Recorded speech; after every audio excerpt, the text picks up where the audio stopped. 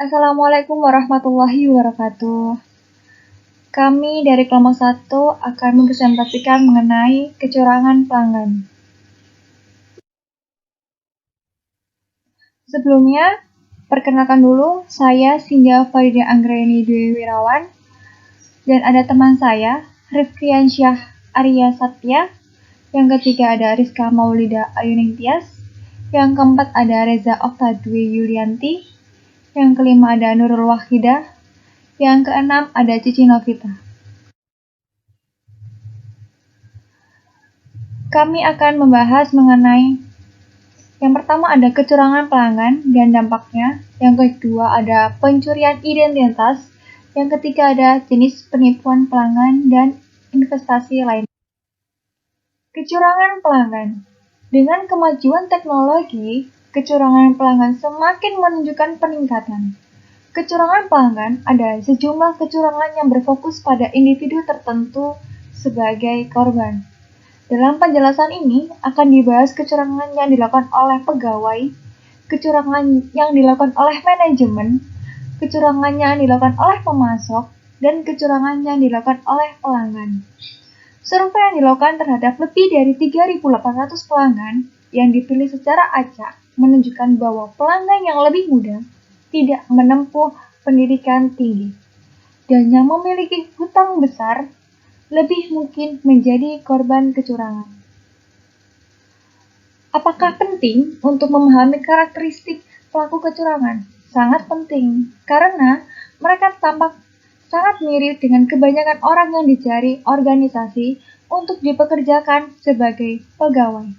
Diharapkan menjadi klien atau pelanggan, dan juga untuk dijadikan sebagai seorang pemasok. Pengetahuan ini membantu kita untuk mengerti bahwa kebanyakan pegawai, konsumen, pemasok, partner bisnis memiliki kesesuaian atau cocok dengan karakteristik yang dimiliki oleh pelaku kecurangan dan memiliki kemampuan untuk terlibat dalam kecurangan.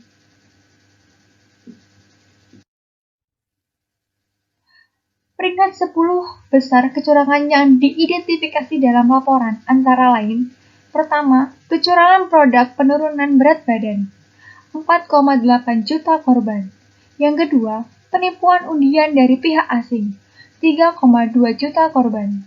Yang ketiga, tagihan tidak diotorisasi, kelompok pembeli, 3,2 juta korban. Yang keempat, promosi berhadiah, 2,7 juta korban. Yang kelima, program pekerja di rumah, 2,4 juta korban. Yang keenam, asuransi kartu kredit dalam jumlah 2,1 juta korban. Yang ketujuh, tagihan tidak terotorisasi layanan internet, 1,8 juta korban. Penipuan pinjaman dengan biaya dibayar di muka, 1,7 juta korban. Dengan penipuan perbaikan kredit, 1, juta korban. 10 kesempatan bisnis, 0,8 juta korban. Yang ketiga, kecurangan pelanggan. Sebuah survei mengungkapkan 27% korban kecurangan pertama kali mengetahui tawaran atau produk kecurangan dari iklan tertulis.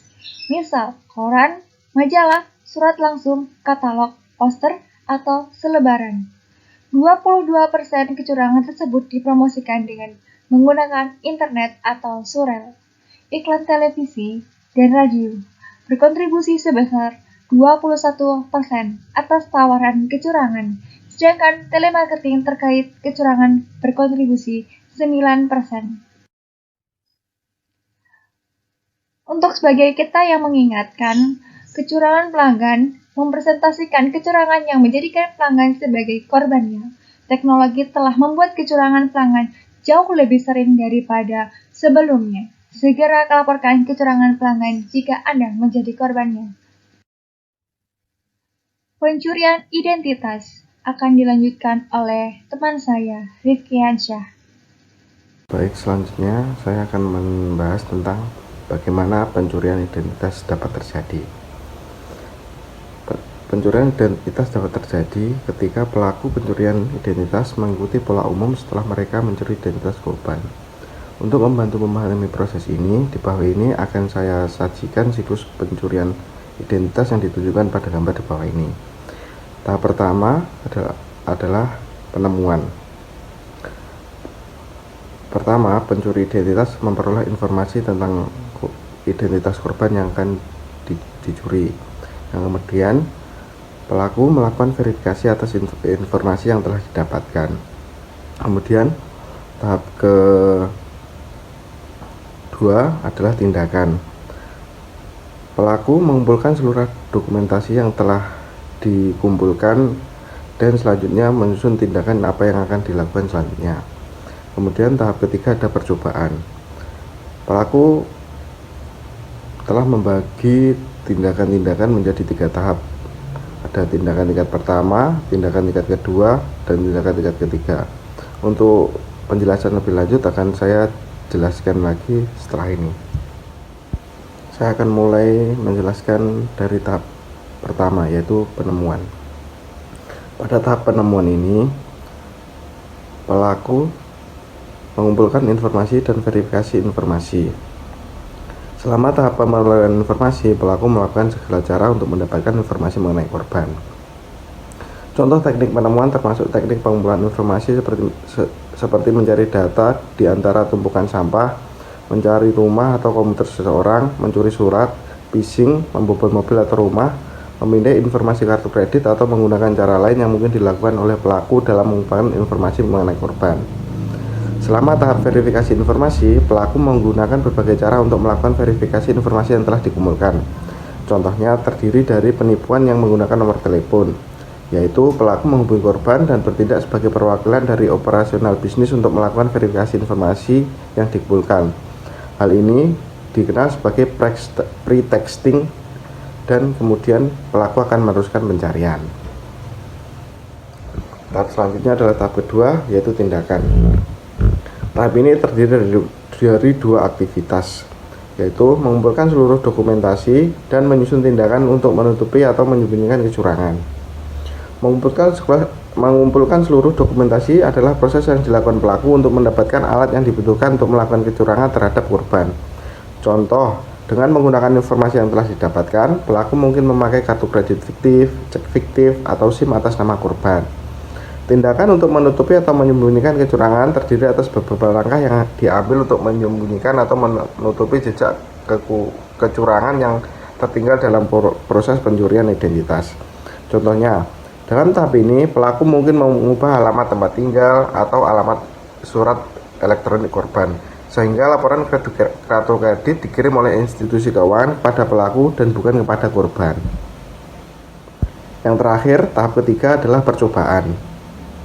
Tahap percobaan melibatkan aktivitas pencurian identitas yang memberikan keuntungan finansial pada pelaku.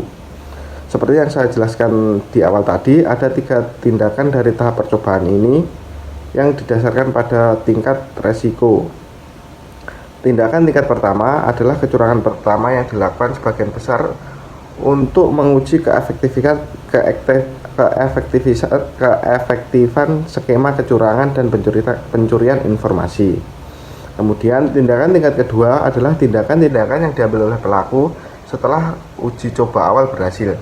Tindakan-tindakan ini seringkali melibatkan interaksi langsung satu pihak dengan pihak yang lain. Tindakan tingkat ketiga adalah pencurian yang dilakukan setelah pelaku cukup memiliki keyakinan dalam pencurian identitas. Tindakan tingkat ketiga merupakan tindakan yang paling beresiko untuk pencurian identitas. Kemungkinan pelaku tertangkap dalam tindakan tingkat ketiga lebih besar daripada periode lainnya dalam skema pencurian identitas. Setelah pelaku melakukan tindakan tingkat ketiga, ia seringkali membuang informasi dari satu korban dan mulai tahap mencari informasi korban lainnya atau korban selanjutnya. Assalamualaikum warahmatullahi wabarakatuh. Saya Rizka Maulida di sini akan melanjutkan presentasi berikutnya. Mencuri identitas korban. Mencuri identitas korban tidak sesulit kelihatannya. Pelaku dapat memperoleh informasi yang dibutuhkan untuk melakukan pencurian identitas dengan berbagai cara. Situs Department of Justice Amerika Serikat menyebutkan beberapa metode berikut sebagai cara yang biasa dilakukan untuk mencuri identitas seseorang.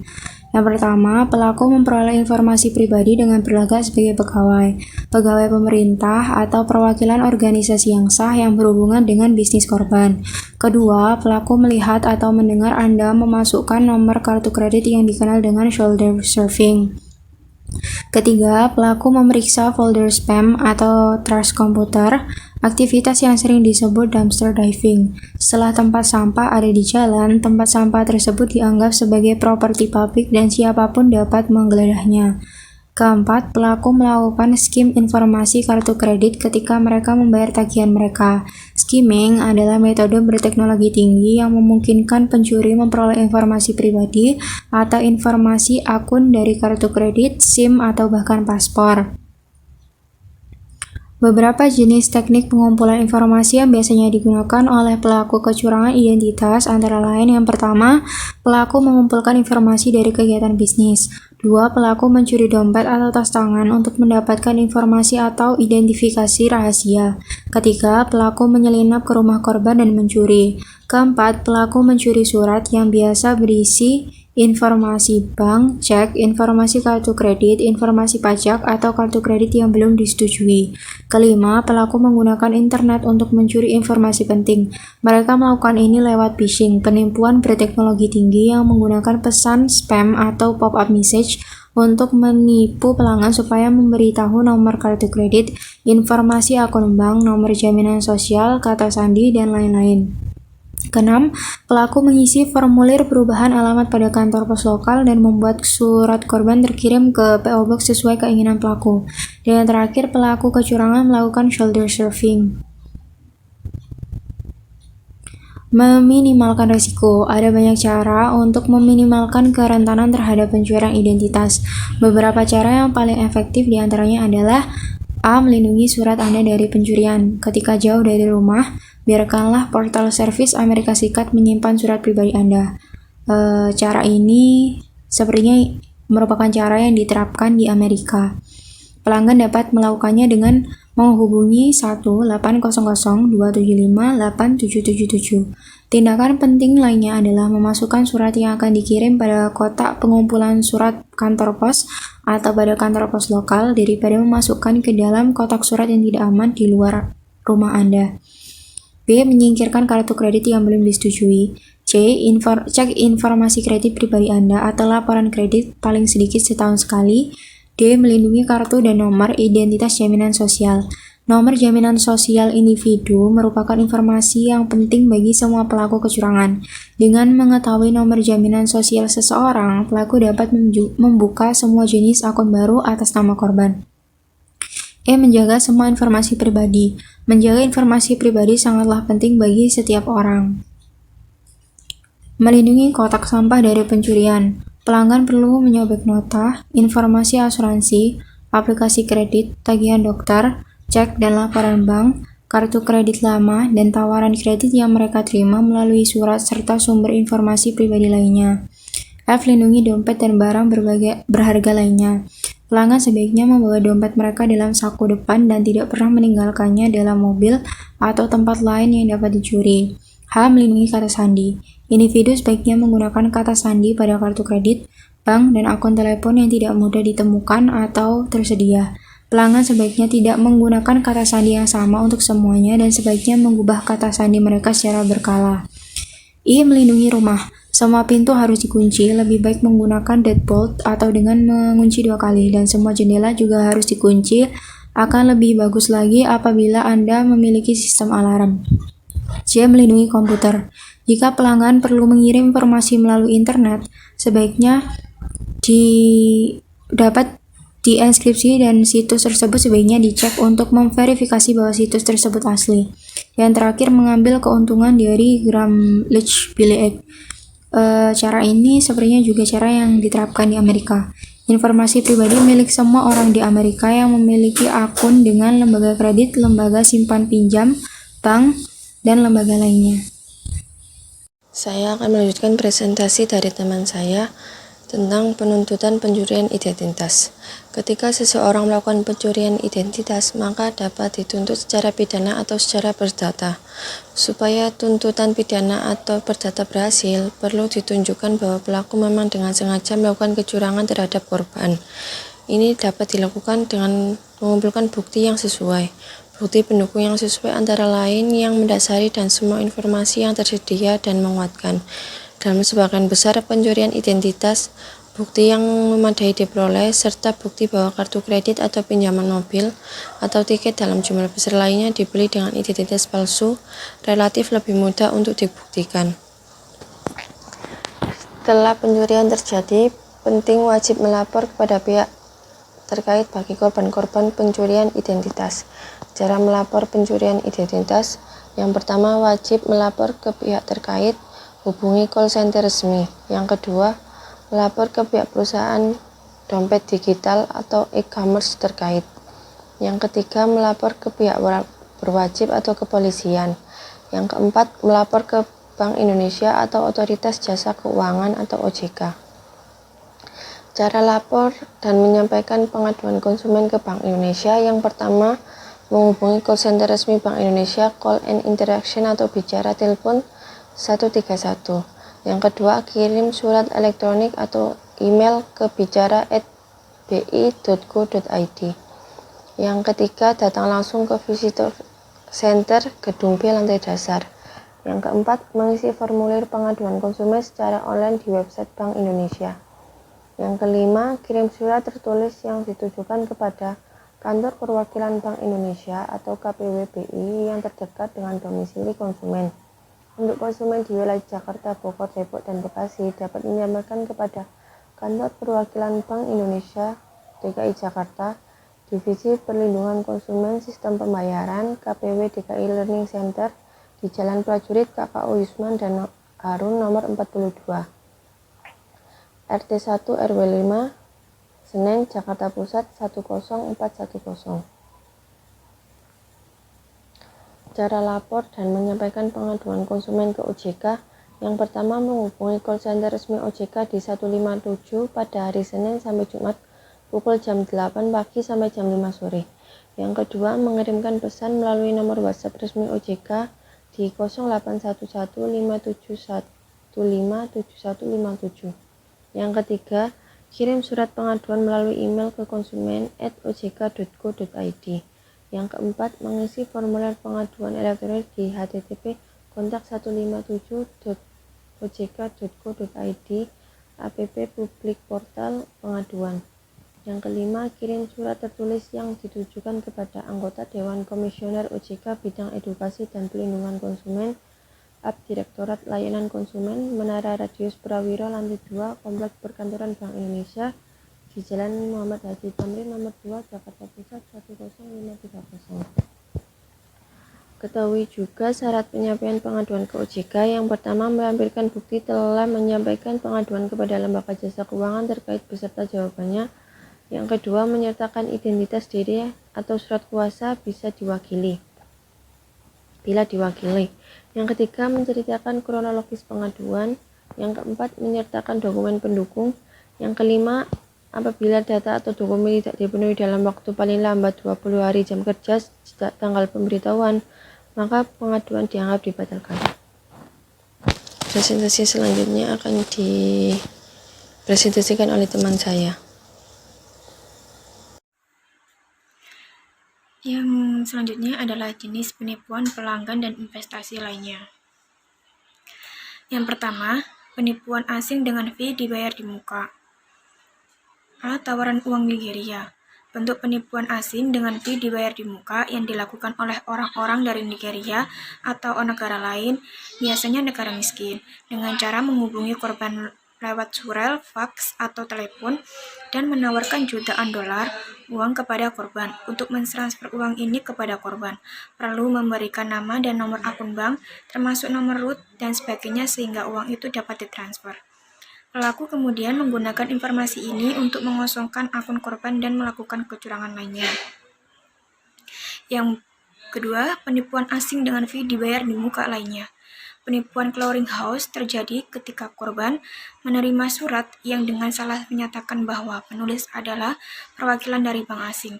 Perusahaan yang curang ini akan mencoba untuk membuat korban berinvestasi. Dalam perusahaan model ventura asing, beberapa penipuan clearinghouse akan mengembalikan porsi investasi asli dalam bentuk dividen.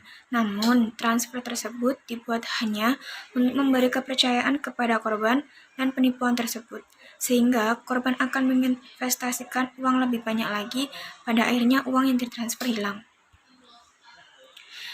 Seperti contoh penjual minyak mentah di bawah harga pasar adalah jenis penipuan asing dengan fee dibayar di muka.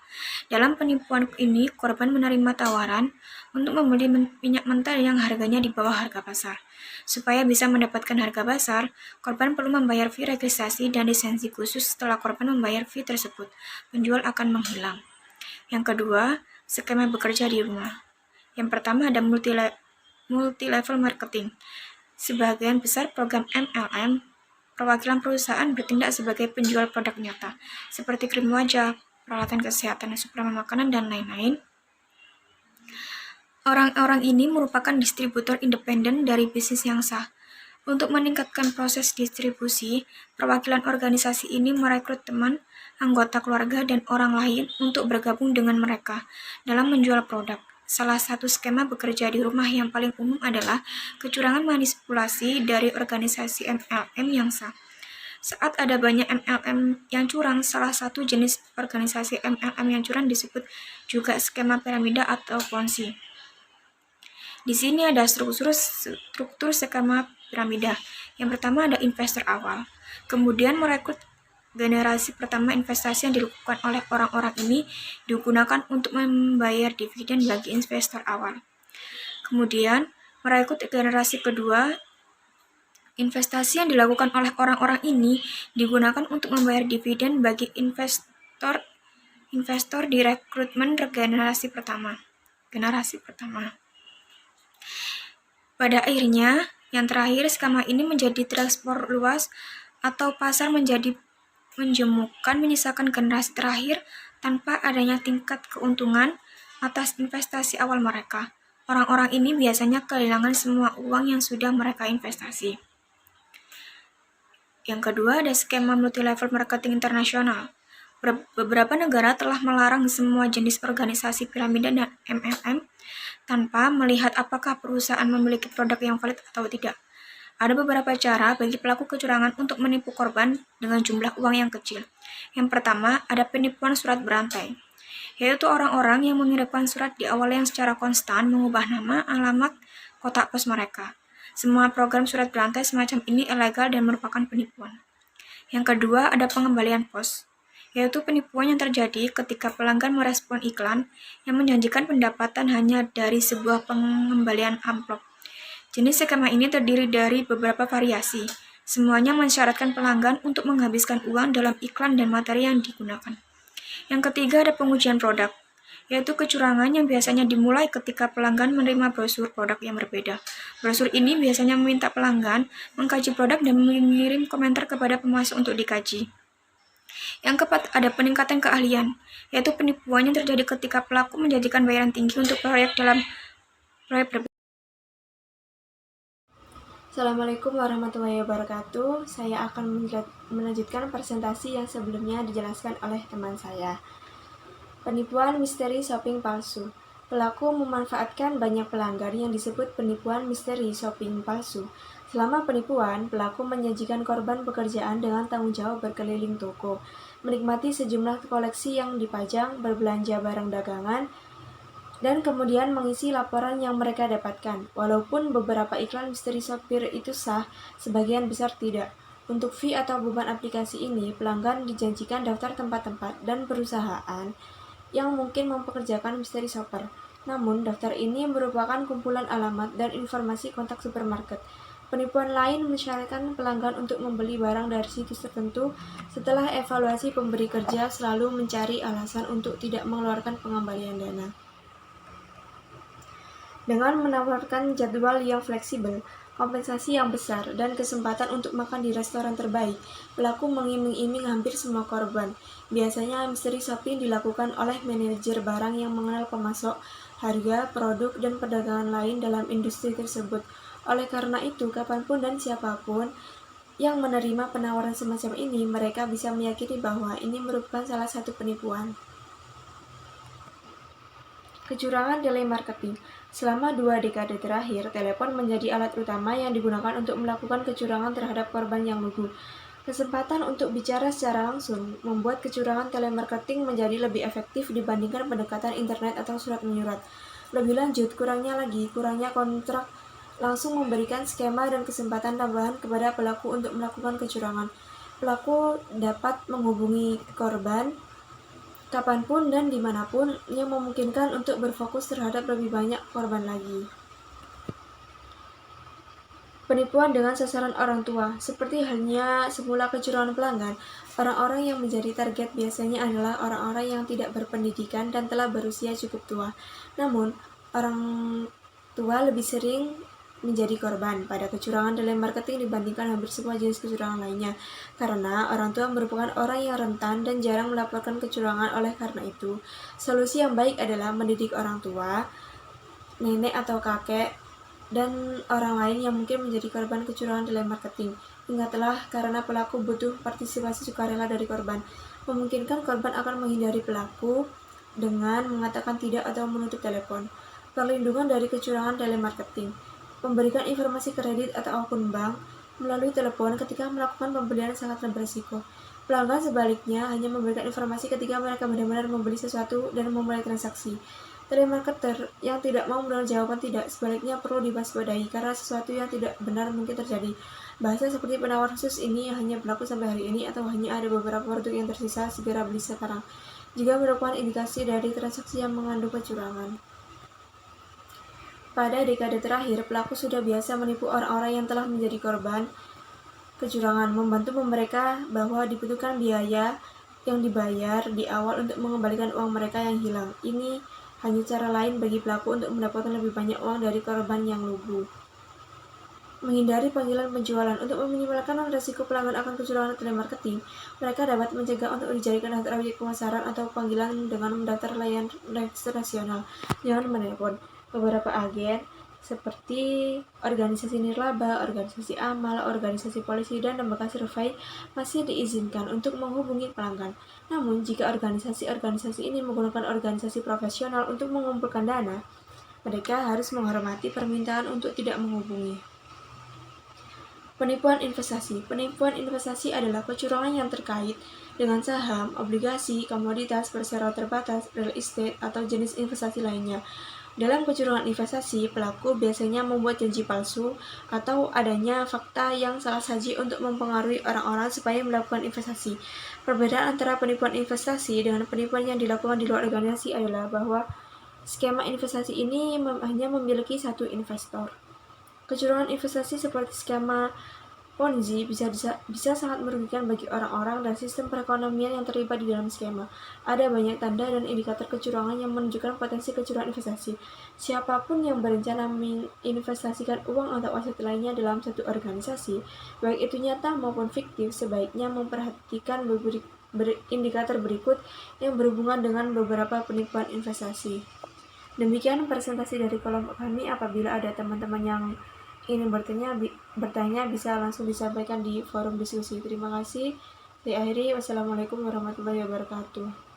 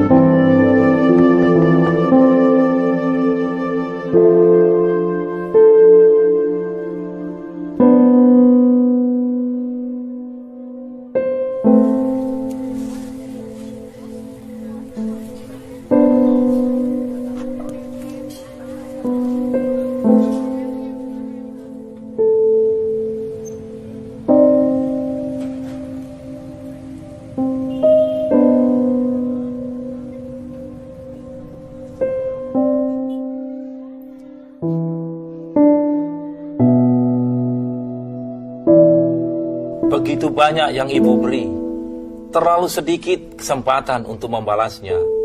Selamat Hari Ibu.